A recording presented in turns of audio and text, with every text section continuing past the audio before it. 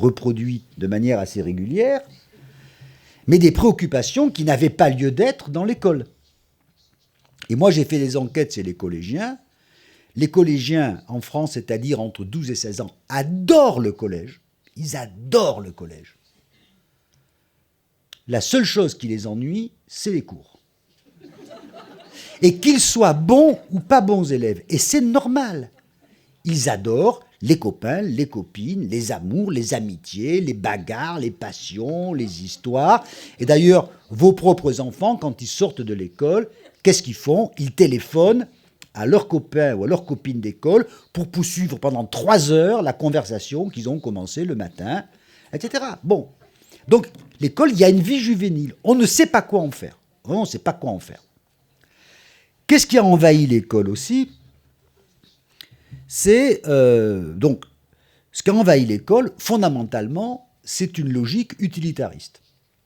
Si tout le monde va à l'école, ça veut dire que seule l'école est habilitée à donner des qualifications qui permettront aux gens de trouver une position dans la société.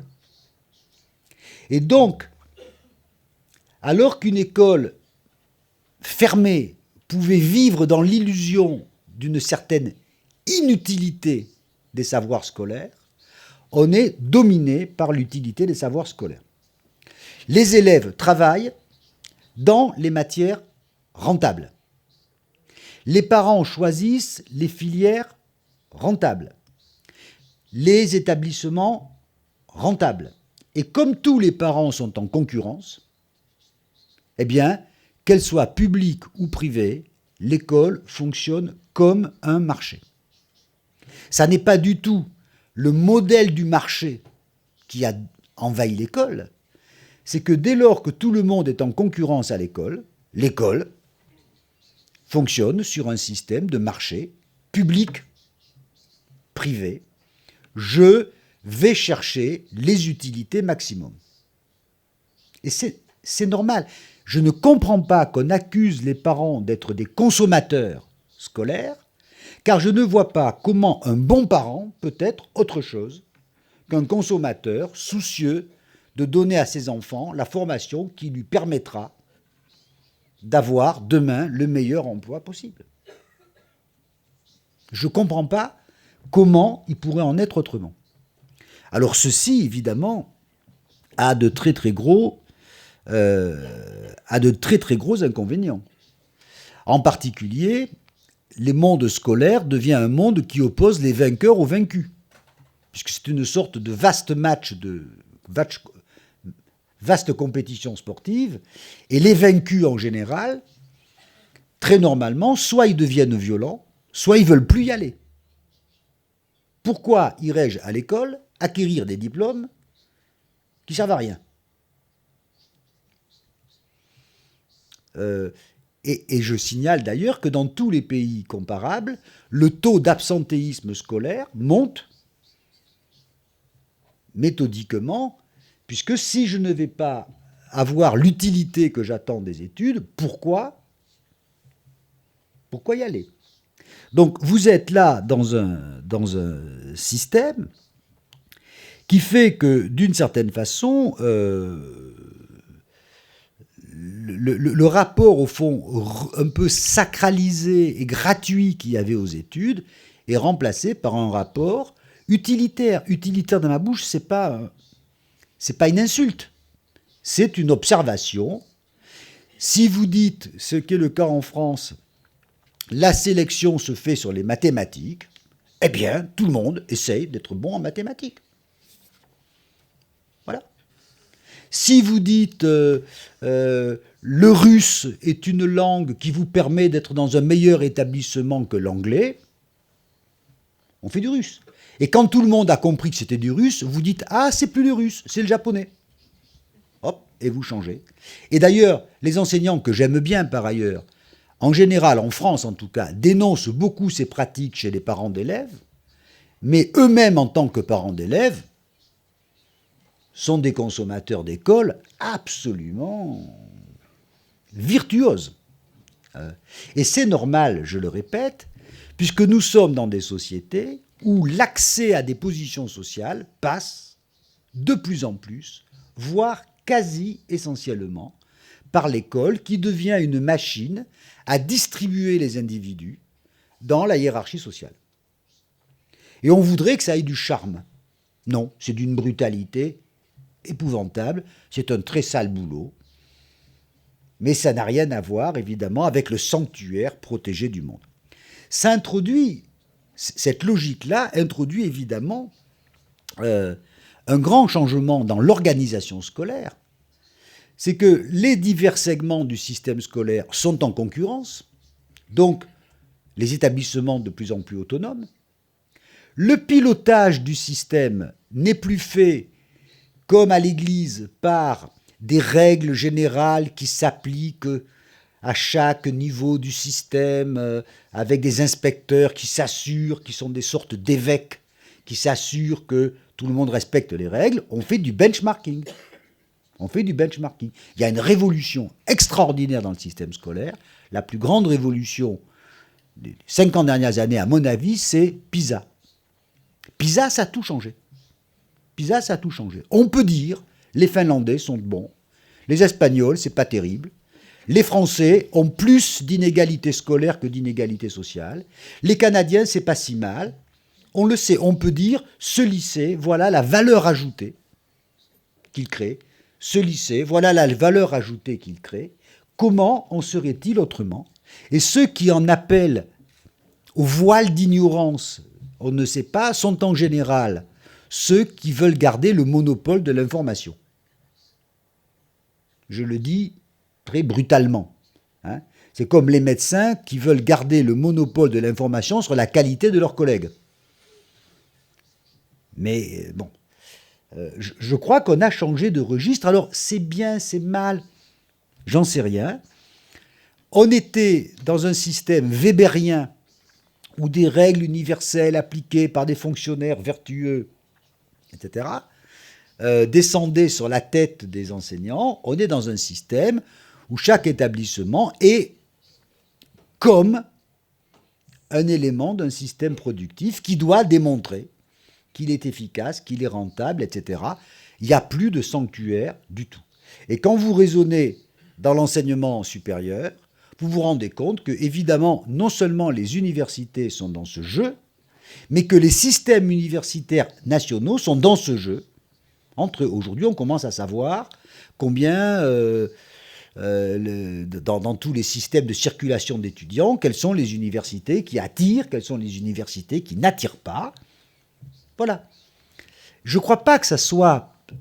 C'est un fonctionnement libéral, mais je ne crois pas qu'il procède d'un projet libéral. Je crois qu'il est le résultat mécanique d'une massification qui a complètement fait exploser les murs d'un sanctuaire. Évidemment, pour les enseignants, ça change tout. Ça change tout. Parce que je rendais compte à ma conscience, ou je rendais compte à mon inspecteur, et maintenant je rends compte aux parents, aux maires, à la région, aux producteurs de statistiques. Je suis devenu quelqu'un de profane. Je ne suis plus quelqu'un de sacré, et c'est terriblement douloureux pour les enseignants. Le dernier élément, évidemment, qui a changé, c'est que, au fond, plus personne ne pense que l'élève et l'enfant doivent être séparés. De ce point de vue-là, je crois que Dewey, le philosophe américain, a gagné la bataille contre Durkheim. C'est-à-dire qu'on pense quand même de plus en plus que l'enfant doit être en activité dans l'acquisition des savoirs et qu'il n'est pas cette espèce de croyant qui se soumet en attendant d'être libéré. Donc, j'ai envie de dire, on est dans une culture du sujet. On est dans une culture qui est l'enfant doit être actif, l'élève doit être actif. Et d'ailleurs, je ne sais pas ce qu'il en est en Catalogne, mais nous, on est remplis d'un vocabulaire sur les projets, sur les contrats, sur les projets, il faut que l'élève s'engage, etc. Donc, Au fond, là aussi, on est un peu protestant. C'est-à-dire qu'on pense que le salut vient de l'activité du fidèle et pas de sa soumission. Alors que dans le modèle républicain ou catholique classique, c'est de la soumission que naît le salut. Là, on est plutôt... Bon. Vous comprenez parfaitement pourquoi tout ceci est vécu comme une crise considérable. Et pourquoi je vous disais que quand je discutais avec les enseignants, j'avais le sentiment de faire de la théologie. Parce que tout le monde vous dit, mais vous ne vous rendez pas compte. J'avais de l'autorité. J'ai plus d'autorité. Mon autorité, c'est un problème. Les gens vous disent, j'avais des élèves disposés à jouer le jeu. J'ai des élèves qui attendent que je les motive pour jouer le jeu. Et pour les motiver, il faut que je me motive aussi. Et ça, c'est crevant. Ça, c'est épuisant. Et je ne plaisante pas, parce que je m'étais fait nommer dans un collège, j'étais épuisé par mon travail, consistant à essayer de dire aux élèves que ce que j'allais faire était intéressant. Alors que j'aurais aimé qu'ils disent d'emblée que c'est intéressant. Ben non, il fallait que... Bon.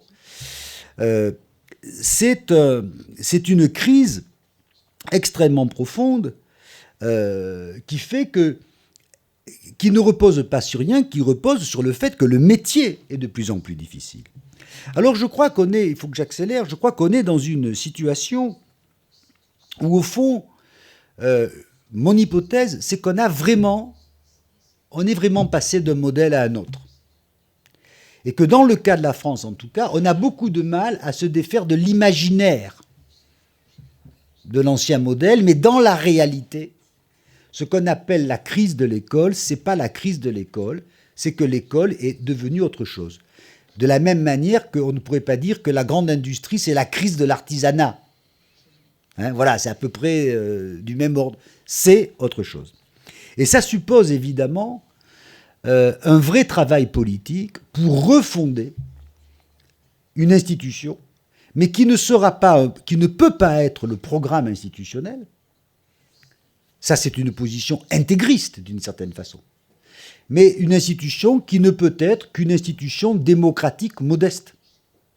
En tout cas, de mon point de vue, une institution qui ressemblera plus à une communauté démocratique et politique qu'à une église, ce qui était le modèle précédent. Alors, évidemment, un des problèmes, c'est qu'on sait que les finalités de l'école sont à la fois hétérogènes et antagoniques. On sait qu'on attend de l'école des choses contradictoires. Par exemple, nous voulons tous que l'école donne à tous les enfants du même pays une culture commune. On le veut tous. Mais on veut aussi que l'école sélectionne les meilleurs. Parce que c'est bon pour l'économie et que c'est juste de reconnaître le mérite. On veut que tous les élèves aient une place, mais on veut aussi que ces élèves soient autonomes. Et quand vous discutez sur l'école, vous vous rendez compte que nous voulons tout et le contraire. Nous voulons tout et nous avons raison de tout vouloir et le contraire. Parce que nous savons, on est un peu devenu nietzschéen. Au fond, on sait bien qu'on désire des choses incompatibles, ce que Weber appelait la guerre des dieux. Je veux de l'égalité, mais je veux aussi du mérite. Je veux que la culture soit gratuite, mais que les élèves aient du travail à la sortie. Voilà, moi, universitaire, je veux que mes élèves se passionnent pour l'œuvre de Max Weber, mais qu'à la fin, ils aient tous un travail. Or, je pense que fort peu d'entre eux auront un travail consistant à commenter l'œuvre de Max Weber. Alors, comment je fais ? Voilà. Et on est tous dans ce genre d'affaires. Je crois que, évidemment, la bonne école serait, de ce point de vue-là, une école qui combine, qui arbitre, et certainement plus une église qui a une vocation à réunifier le monde et les principes. Alors ça pose évidemment un certain nombre de questions. Ça pose une question politique essentielle. Alors je ne sais pas ce que vaut cette question ici, mais ça pose une question qu'on avait fini par de plus se poser, c'est à qui appartient l'école ? Si vous posez la question en France à des enseignants, pour l'essentiel, elle est à eux. Et ils ont raison de penser qu'elle est à eux parce que les hommes politiques ont tellement peur de s'en occuper qu'en fait, ils leur confient l'école. À qui peut-elle appartenir? C'est très compliqué. Si vous dites elle appartient au patron, c'est catastrophique. Si vous dites elle appartient aux parents, c'est catastrophique. Si vous dites elle appartient aux enseignants, c'est catastrophique. Donc il n'y a, je crois, qu'une solution, c'est de trouver un espace politique. Or, cet espace politique pose un problème, c'est que les gens qui ont échoué à l'école ne se sentent pas légitimes pour entrer dans un débat sur l'école. Ce qui fait que les débats sur l'école, en France, mais probablement en Catalogne et ailleurs, sont des débats entre gens qui ont gagné à l'école. Quand j'ai échoué à l'école, je ne me donne pas le droit de parler de l'école.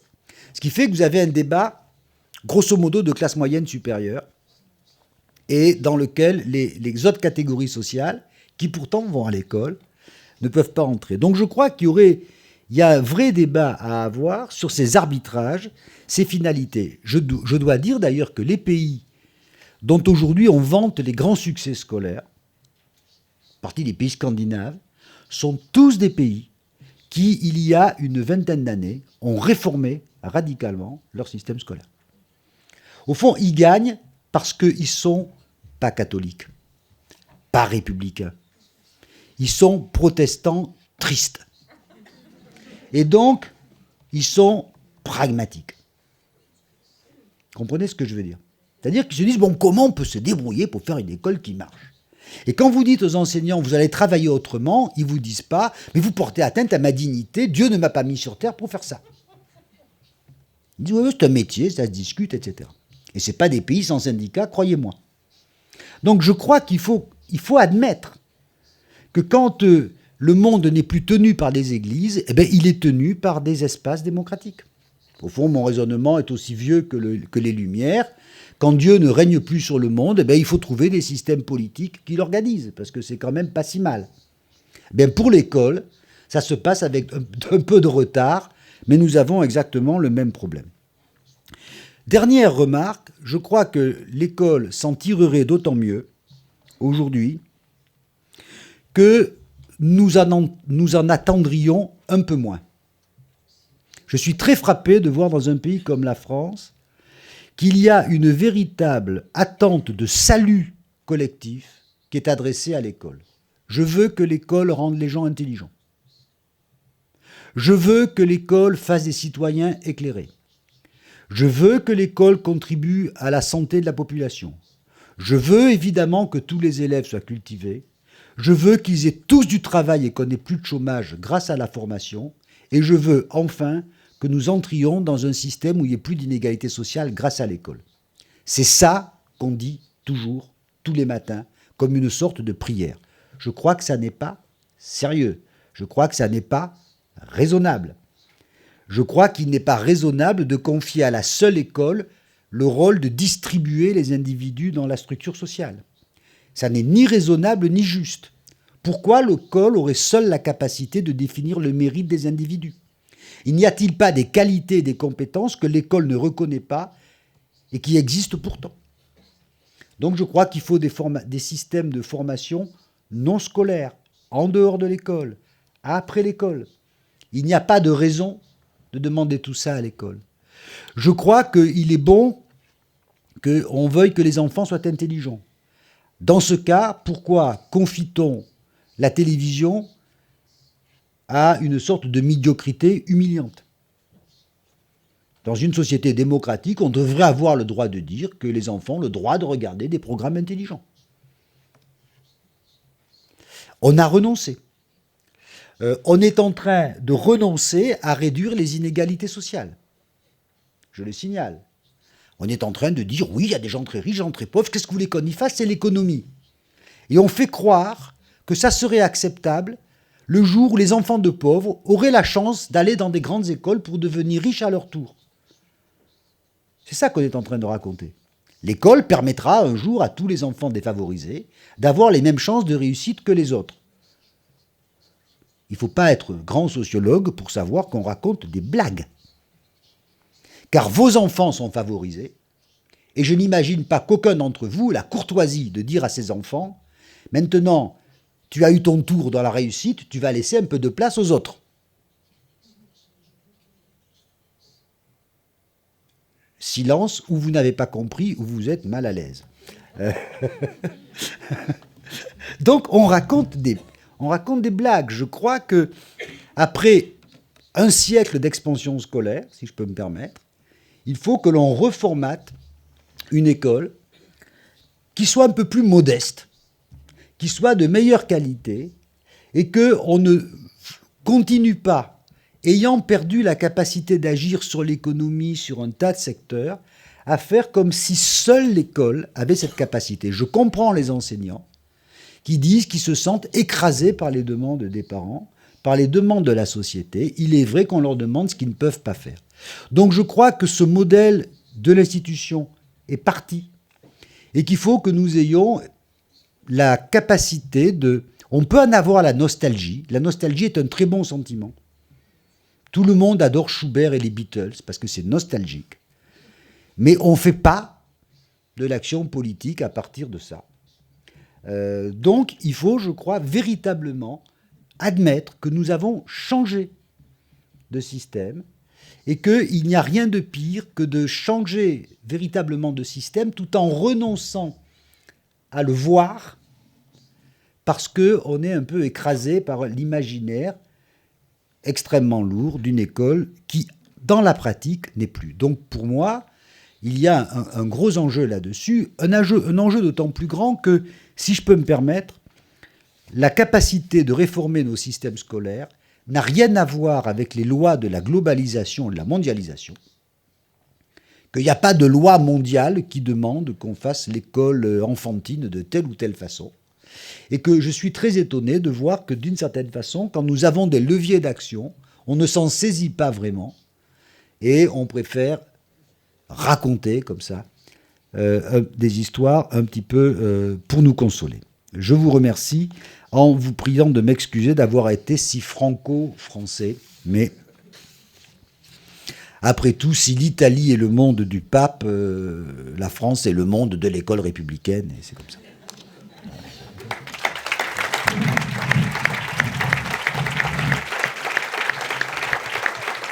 Merci. Bé, moltíssimes gràcies. Aquesta exposició generosa, clara, lúcida, plena d'ironia i plena de reptes, crec, per al públic que estem aquí, que ben segur que voleu participar en aquest espai de debat que obrim ara. Farem un primer torn de preguntes, si us sembla. Agafem les paraules i el professor François Dubé farà les respostes. Ens ha deixat aplatanats, impactats. Qui es llença amb alguna interrogant o alguna pregunta, alguna suggerència amb tot el que ha sorgit? Sempre tenim moltes paraules, Això en debats... Hi ha una per aquí. A veure, aixequeu el braç, si no, no us veig. Aquí.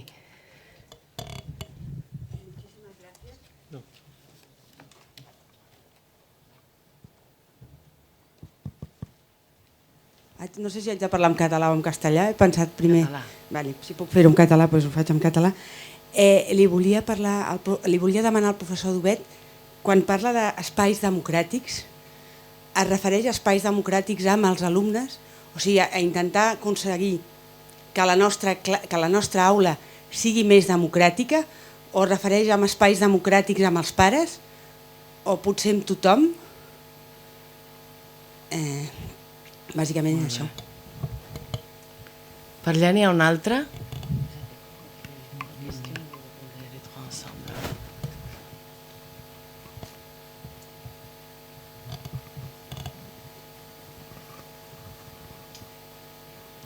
Hola, només si bé agrair la conferència, que realment ha estat molt interessant. Només si ens pogués fer dos aclariments o dos preguntes que em sorgeixen. Una seria front a aquesta escola utilitarista, si tornar a obrir l'escola al plaer i entrar en els temes més de subjectivitat, d'emocions, podria ser una via. I l'altra pregunta és, quan heu dit que la massificació és el que ha fet esclatar aquest sistema antic, massificació entesa com tots els alumnes entren a l'escola, universalització de l'escola, quan totes les classes socials, tota l'adolescència, perquè a vegades aquesta massificació l'hem llegida com a oportunitat, igualtat d'oportunitats, i en el seu discurs ha sigut com la palanca que llença l'antiga institució pels aires, no? I, bueno, a mi m'ha ressonat l'antic debat més l'Ocse, no? De quan els nens de 14-16 de la IFP van entrar als instituts també van saltar moltes palanques pels aires. No sé si volia dir això. N'hi ha un altre per aquí. Volia preguntar-li al professor Dubet si, a part d'entendre l'Escola del Futur com una escola més modesta, amb menys pretensions, si té una visió d'aquesta escola del futur.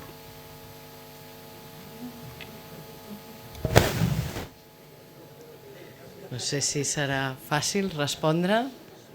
De fet, són 3 persones, 4 preguntes.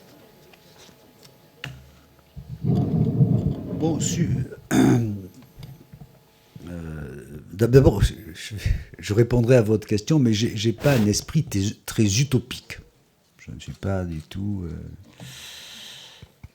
je ne suis pas très porté à la rêverie, en général.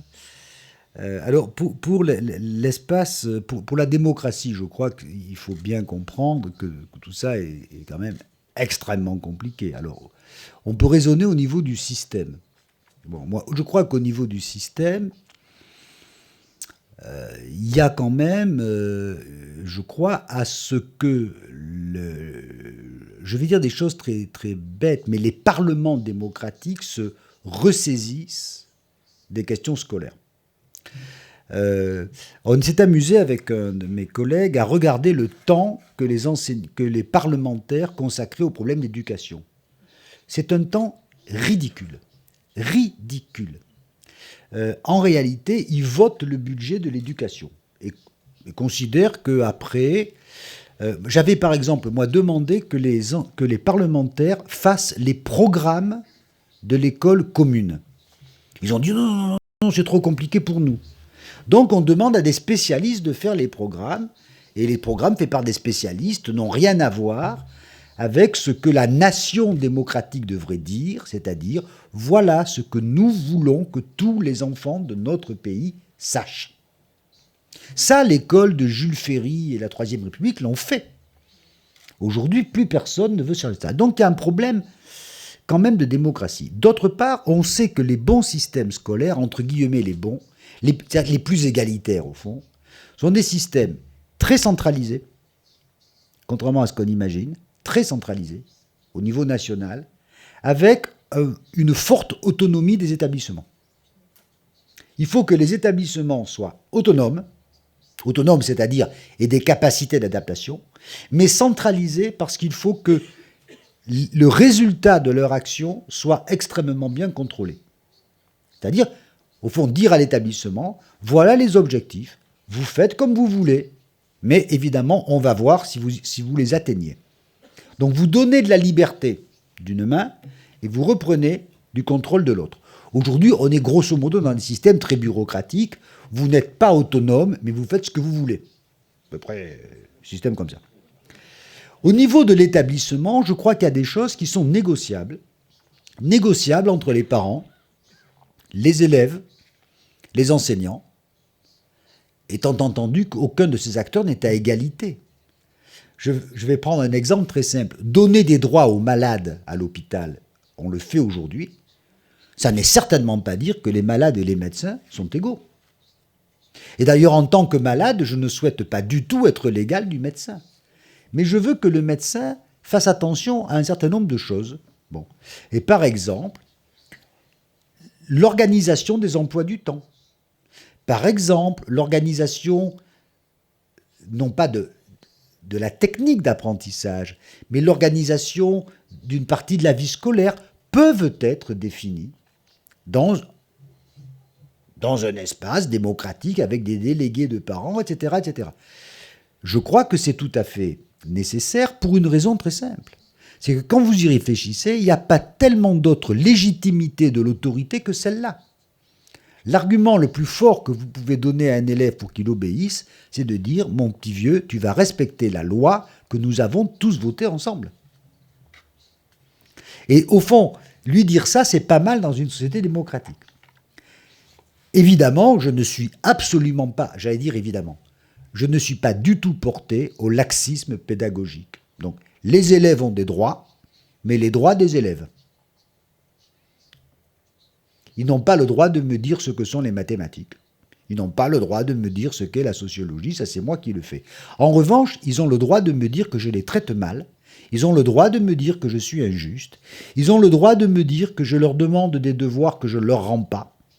Ils ont le droit de dire que je me plains qu'ils m'insultent, mais qui n'ont pas le droit, eux, de dire qu'ils ont été insultés par les enseignants. Donc, ils ont des droits, mais évidemment, ce n'est pas des droits égaux. Mais je répète, dans un grand nombre de domaines, nous avons des espaces de négociation qui ne mettent pas en place des égaux. Quand vous discutez de l'implantation d'une centrale nucléaire, entre les habitants et les ingénieurs de la centrale nucléaire, il peut y avoir une discussion démocratique, il n'y a pas une équivalence d'informations sur le nucléaire. Ça ne me choque pas. Donc ce que je veux dire, si vous voulez, c'est que tout ça se décline à une série de niveaux, et il me semble qu'on doit, à des niveaux très différents, arriver à créer des sortes de communautés scolaires, etc. Alors, sur la deuxième question, sur faut-il opposer l'émotion, la subjectivité à l'utilitarisme, moi je ne raisonne pas comme ça. Je crois que... Mais c'est vraiment personnel. C'est pas... Moi, je crois qu'on va à l'école pour apprendre des choses et pour être intelligent. Voilà. Et d'ailleurs, quand j'interroge les élèves, je préfère vous dire qu'ils ne m'ont jamais demandé le droit de s'exprimer. Ils veulent devenir plus intelligents. Et ils disent, ce que j'apprends, je ne comprends pas, c'est inutile, ça ne sert à rien. Donc, que l'école reste l'école. Moi, je suis là-dessus... D'ailleurs, quand l'école, comment dirais-je, quand l'école essaie de prendre des éléments de la culture juvénile pour en faire un support scolaire, c'est une catastrophe. Je me souviens, j'avais un ami prof d'anglais qui se constatait évidemment que ses élèves étaient nuls en anglais, évidemment, mais qu'ils avaient une passion pour la musique populaire anglaise. Donc il avait dit, je vais prendre, lui aussi aimait beaucoup la musique populaire anglaise, et donc il avait dit, je vais leur donner des textes de rock, etc., et ils apprendront l'anglais avec ça. Et les élèves lui avaient dit, mais on aime le rock parce qu'il n'est pas scolaire. Si vous nous faites du rock à l'école, il devient scolaire. Et on n'en veut pas. Donc il faut faire très attention à ça. Les gamins, ils ont leur vie. Alors, sur la massification, là, la question est plus précise. Je suis pour la massification scolaire, moi. Je trouve qu'il est bien que tout le monde ait le droit d'aller à l'école longtemps. Soyons clairs, je suis pour la massification scolaire. Je trouve qu'il est mieux que 80% des gens aillent à l'école jusqu'à 18 ans, que lorsque j'y allais moi, il y avait 10% des enfants ou 12% des enfants qui allaient jusqu'à 18 ans. C'est mieux. Je trouve que c'est mieux. Exactement comme je trouve que c'est mieux que 80% des gens aient des voitures plutôt que 10% des gens aient des voitures. Ceci dit, ça a fait monter le niveau de tout le monde, ça n'a pas réduit les inégalités entre les gens. Si vous voulez, vous avez une égalité collective qui s'est créée, mais dans laquelle les inégalités reste extrêmement forte.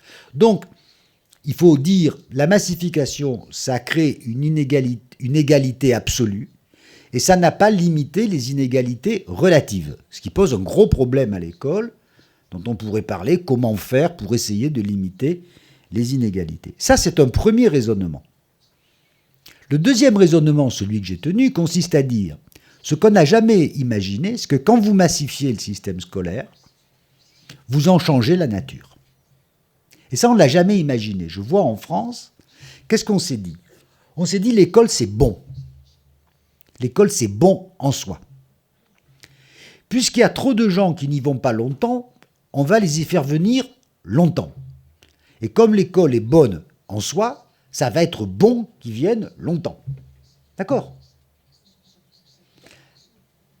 Le problème, c'est que ça a complètement changé la nature de l'école.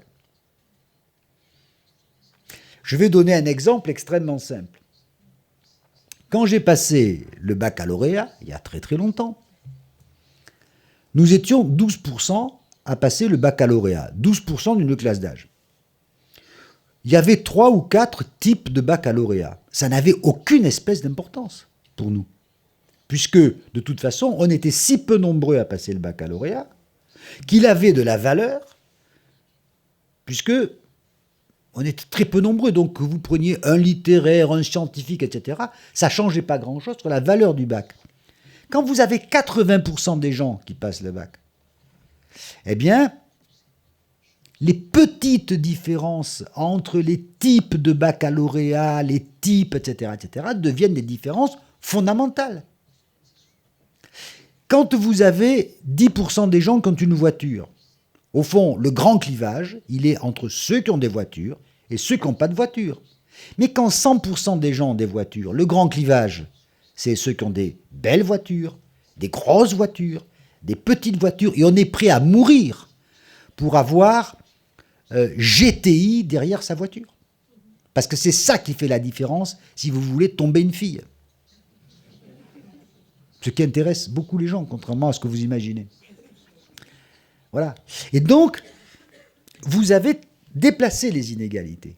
Et à partir de là, évidemment, tous ces gens qui vont à l'école et qui ne sont plus ce que Bourdieu appelait, pour parler simplement, vous savez que Bourdieu avait fait une thèse célèbre disant à l'école, il y a les héritiers, donc les gens qui ont été faits pour y aller, et les boursiers, les enfants du peuple vertueux et désireux de croire. Bon. Quand je fais mes enquêtes, moi, je vois plus beaucoup d'héritiers, de boursiers. J'ai affaire à un public de masse. J'ai affaire à des gens qui ne sont ni des héritiers, ni des boursiers. Et qui sont des gens, évidemment, qui viennent en face de moi. Enfin, pas en face de moi. J'ai fait des travaux là-dessus que je peux décrire.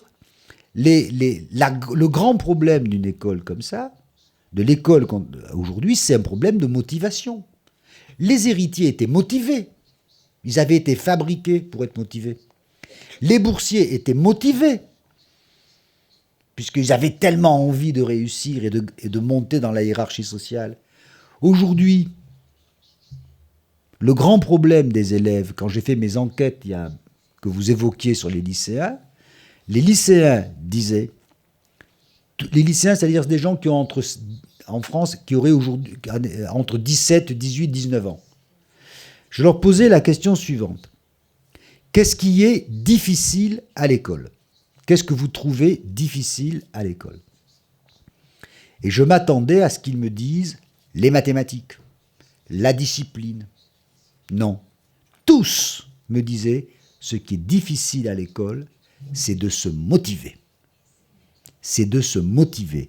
C'est-à-dire de se donner des raisons de s'intéresser et de travailler à ce qui se passe. Voilà. Alors, l'école de demain, l'école modeste, je veux dire simplement que je souhaite que demain, on vive dans des sociétés qui n'attendent pas la totalité de la justice sociale, du développement économique de l'école. Je souhaite que l'on attribue à l'école une place importante, mais par exemple, je vais sortir dans quelques mois un livre avec une collègue qui s'appelle Marie Duru, dans lequel on montre que plus les gens croient que l'école est capable de définir les compétences des individus, plus les inégalités scolaires et les inégalités sociales sont fortes. Contrairement à ce qu'on imagine. Je pense qu'une école, qu'une société plus détendue sur les problèmes scolaires serait une société meilleure. Une société dans laquelle un enfant qui échoue à l'école ne serait pas considéré comme un enfant à problème et un cas social parce qu'on dirait il fera de toute façon quelque chose d'une autre manière, serait une société meilleure. Je pense qu'une société dans laquelle on pourrait dire je quitte l'école à 16 ans parce que si je veux y revenir à 25, on voudra toujours de moi, serait une société meilleure. Voilà. C'est ce que j'appellerais une école modeste. Alors que, quand vous lisez la littérature de l'OCDE, quand vous lisez la littérature de l'Europe, quand vous lisez la littérature des gouvernements, vous avez le sentiment qu'il y a une sorte d'attente qui est irrationnelle, qui n'est pas raisonnable. En clair, lisez Ivan Illich.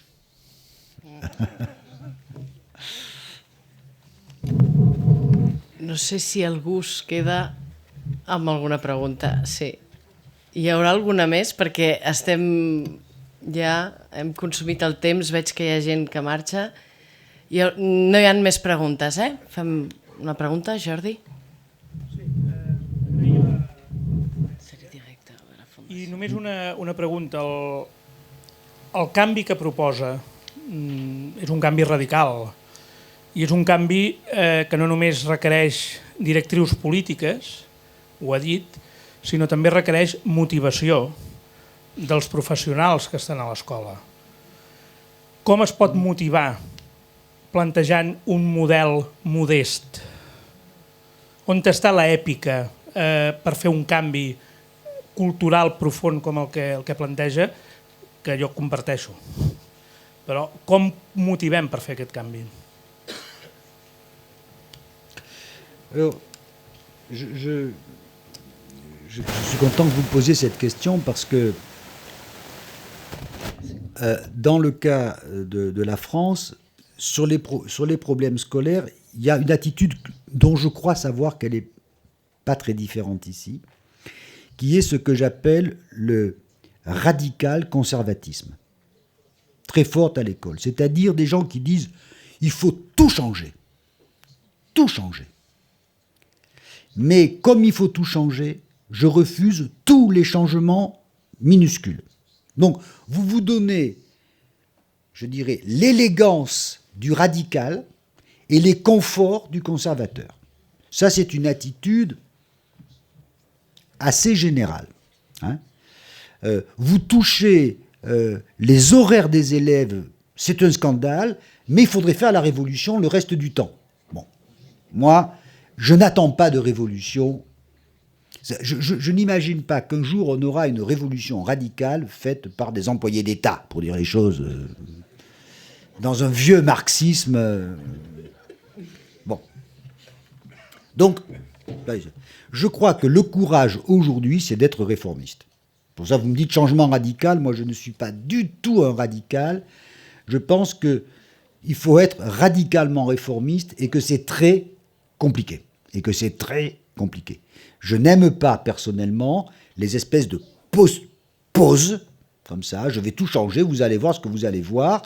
Et puis, si vous changez les horaires du professeur d'espagnol, il devient malade. Bon, donc, soyons raisonnables, il faut faire des petites réformes, et c'est très difficile. Donc, vous voyez, moi je suis côté suédois. Voilà. Sur comment motiver les gens, je crois que la sociologie nous apprend des choses. La sociologie nous apprend qu'on ne motive pas les gens en amont.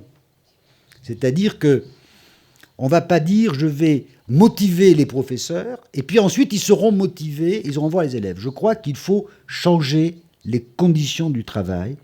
Il faut changer les manières de travailler et il faut arriver à convaincre les gens, et on peut le faire, que dans d'autres manières de travailler, d'autres contextes de travail, le travail que je trouvais si pénible, eh bien, il est devenu très agréable. Moi, je connais plein d'expériences, qui ne sont pas des utopies, d'enseignants qui en ont assez de se plaindre, de dire que les élèves sont nuls, que le gouvernement est nul, qu'il n'y a pas assez de moyens, et qui disent alors on ne va pas passer 40 ans de notre vie comme ça, et qui fabriquent un établissement tout à fait normal, public, et qui disent bon allez,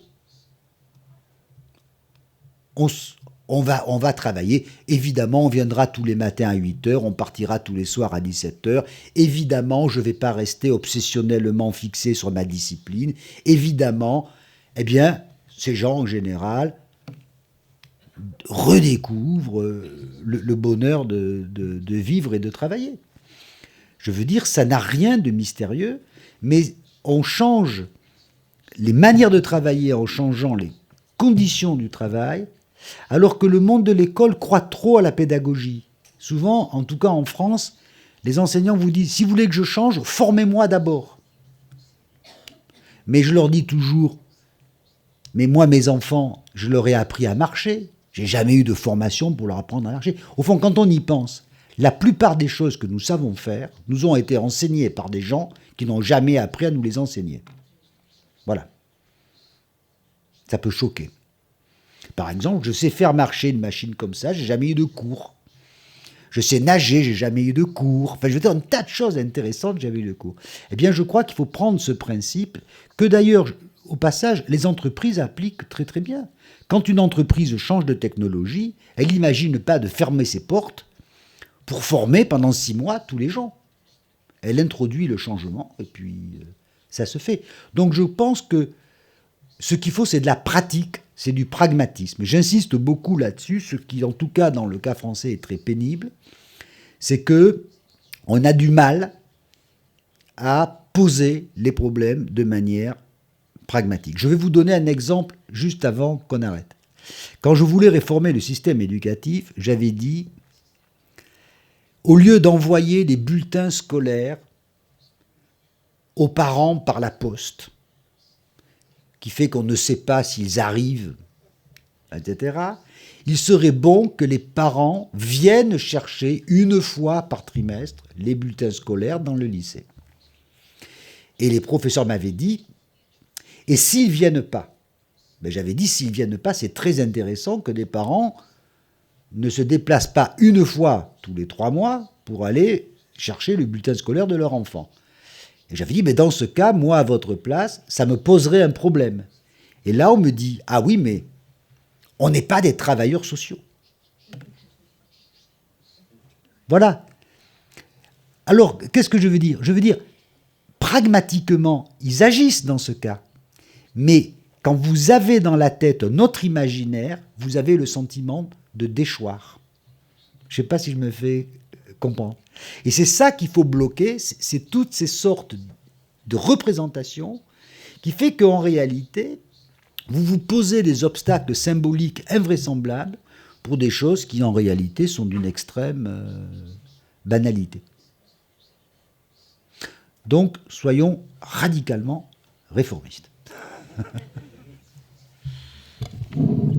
Bé, moltíssimes gràcies un cop més al professor. Perquè... Ah, no se sent, oi? No funciona? No s'ha fet? Sí.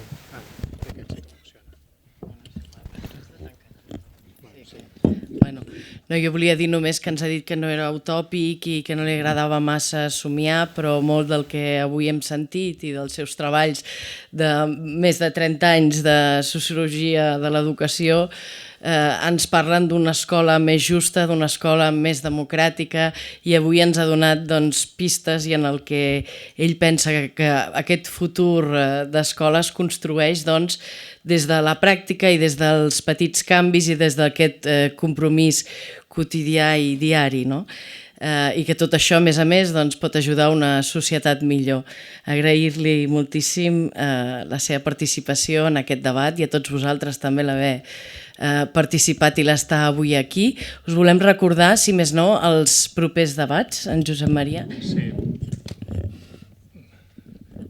Bé, només recordar que la ponència del professor Dovet estarà a la vostra disposició, com totes les altres, en breus dies en la web d'aquests debats, que els que hi esteu subscrit ja sabeu que la pròpia web ja us dona aquesta informació en el moment que la informació és disponible, i recordar-vos, doncs, com us deia l'Anna ara, que tenim la propera edició d'aquests debats el dia 9 de febrer amb la ponència d'en Jaap Dronkers. Res més, doncs agraïu-vos novament la vostra assistència i convocar-vos per la propera. Moltes gràcies.